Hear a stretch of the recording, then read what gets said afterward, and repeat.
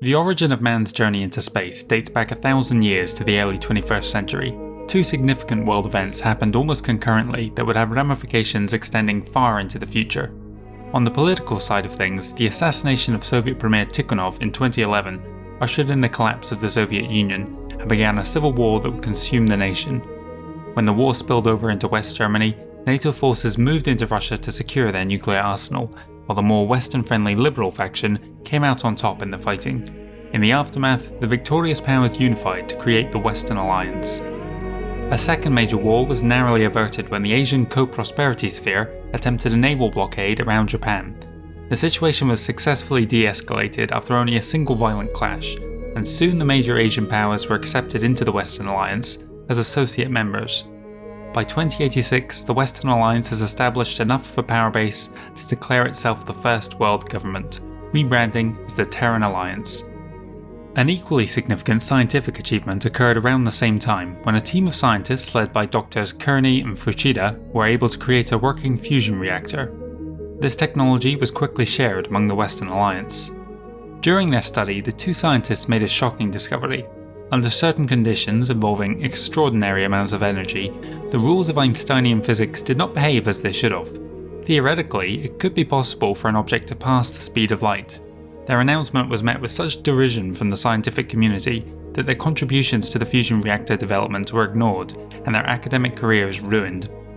Sadly, neither would live to see the fruits of their pioneering efforts. In the early 22nd century, the advancement of fusion power was such that it was now possible to test their hypothesis. This program, dubbed the Deimos Project, would culminate in 2108 with the departure of the TAS Pathfinder, which successfully jumped from the Sol system to Tau Ceti. Humanity had taken its next giant leap.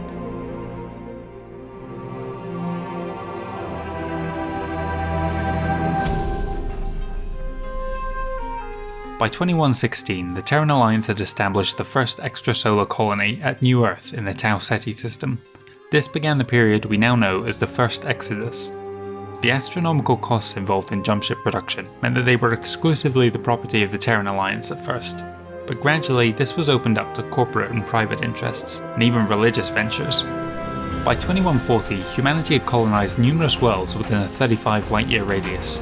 The number of viable planets for settling came as a welcome surprise, though true garden worlds remained rare.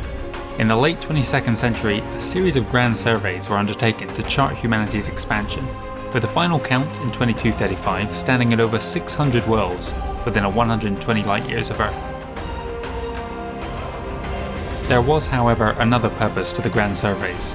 Nominally, all new colonies were under the control of a Terran Alliance appointed governor, but as humanity continued to expand, the distances involved began to cause problems. With planets dozens of light years apart, no conventional means of sending messages was possible without literally years of delays. The colonists fell back on a courier system where the ships themselves would carry the messages and then beam them to the planets upon arrival in the target system. This still had its issues. Though the jump ships travelled instantaneously, they required weeks to recharge. Coupled with a maximum range of only a couple dozen light years, the more distant colonies found themselves increasingly removed from Terra, and as new generations grew up without even seeing the mother planet, they became somewhat resentful of Terran rule.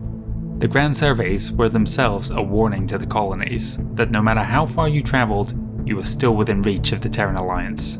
This was a state of affairs that couldn't last, and in 2235, the first of the colonies declared their independence. It would take 8 months for the word of their rebellion to reach Earth. The Outer Reaches Rebellion, as the ensuing conflict would become known, did not go the way either side anticipated. The superior technology and training of the Terran Alliance had made them confident of an easy victory. The rebels hoped that at the end of a long and bloody conflict, they would come out as the victors of a war of attrition. What happened instead was a series of botched initial assaults that immediately revealed the Alliance to be nothing more than a paper tiger. The cost of mounting an invasion across such vast distances was astronomical, and growing political unrest erupted on Earth.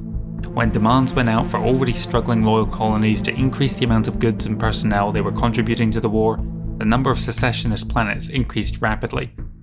After little more than a year, the expansionist government was ousted from power and replaced by a liberal, Terran-focused government that wanted little to do with the distant colonies. In 2242, this new body issued the Demarcation Declaration. All colonies beyond the range of a single jump were now independent, whether they had the means to provide for themselves or not. The fallout from this was catastrophic for the colonies. Few had reached a point of self-sufficiency, and the majority of the jump ships had been owned by the Terran Alliance. Where it was no longer possible to remain, what colonists could quickly moved off-world, and many planets were abandoned. Worse, some populations were left to die without sufficient quantities of fresh food and water. When word of these disasters got back to Earth, the Liberal government lost its majority. So began a cycle of revolving door politics that lasted for 70 years between the two major factions of the Terran Alliance.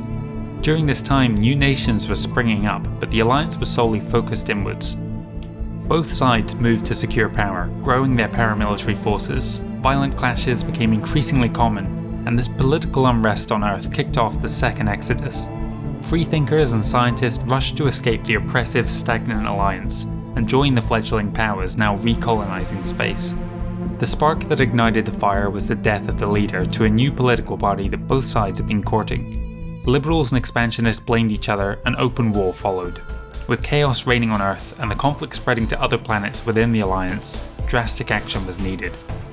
The Alliance Global Militia, which had distinguished itself so poorly during the Outer Reaches Rebellion, remained neutral. Over the last half a century, the AGM had seen major restructuring, the lessons having been learned from their prior embarrassment. Now, the Global Militia was a trained force to be reckoned with. The Alliance Navy, with Fleet Admiral James McKenna at its helm, now boasted a fleet of jump-capable warships that surpassed any other in existence. The initial inaction on the part of the AGM has seen smaller units break off to join one side or the other in the Civil War, but McKenna was not prepared to see his military disintegrate. Attention all AGM members currently participating in the barbarities. Cease all hostile actions and return to your barracks, or I will bombard you into oblivion. This was the message McKenna's fleet beamed at Earth upon arriving in orbit. He quickly followed this up with a show of force, using his fleet to demonstrate his global reach by erasing two islands, one in Scotland and the other Australia, from existence. A brief campaign to hunt down and arrest those political leaders who did not surrender brought the Civil War to an end. Feeling a great shame for what had become of the once promising alliance, McKenna declared the old order abolished. The great democratic experiment had failed, and in its place, something new was needed. In 2315, the autocratic Terran hegemony was founded, with Director General James McKenna at its head.